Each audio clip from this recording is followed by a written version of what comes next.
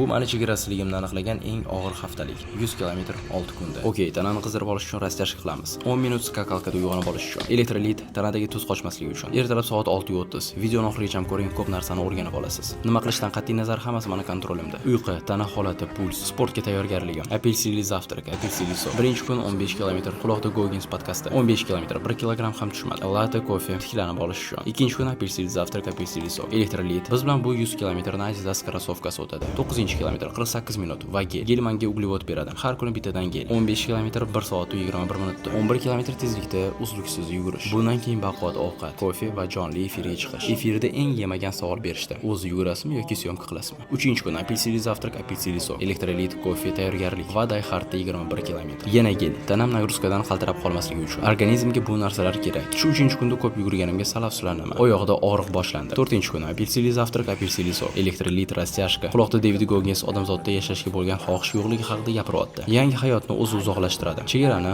o'zi qo'yadi. Plan 15 km dan, lekin 3 km dan keyin oyog'ida og'riq boshlandi. Oxirigacha bosaman deganimda oyog'im yurmadi. Kechki payt 10 km 54 minutda 744 kaloriya. Raqamlar kaloriyalar. Kaloriya ketyapti, lekin ves o'sha. 5-kun apelsinli zavtrak, apelsinli suv. Gelsiz, elektrolitsiz. Ko'nglim aynishni boshladi. Trenirovkaga tayyorgarligim 12. Kechki paytga borib 19 ga ko'tarildi. Eng yugurgim kelmagan kun, eng singan kunim. Oyog'im og'rib, tanam holsizlashgan kun. 13 km o'tdim. Uyimdan uzoqlashdim. Qaytish uzoqroq bo'lsin deb 22 km qildim. Soat 23:55. Ertaga ishga turishim kerak. 5-kun va men 87 km ni yurib qo'ydim. Olchali muzli kompot. Tanamda kuch qolmadi. Butunlay chiqib ketdi. 6-kun apelsinli zavtrak, apelsinli suv. Elektrolit 3 soat 59 minut uxlash. Organizm butunlay qarshi chiqyapti. To'xtashimni so'rayapti. Quloqimda David Goggins bir kunda 160 km yurgani haqida podkast eshityapman. Va men hozir qilganlarim bu meni chegaramni aniqlamaganligini tushundim. Men ko'prog'iga qodirligimni, men xohlagan narsamga erishishimni, bu meni qanchalik mentalni o'zimni sindira olishimni, barchasiga moslashib ketishim va yana bir bora chegara yo'qligini menga yaqqol ko'rsatdi. 7 kunda 100 km yuguraman degan adam buni men 6 kunda qilib qo'ydim. Bu degani har kuni o'rtacha 17 km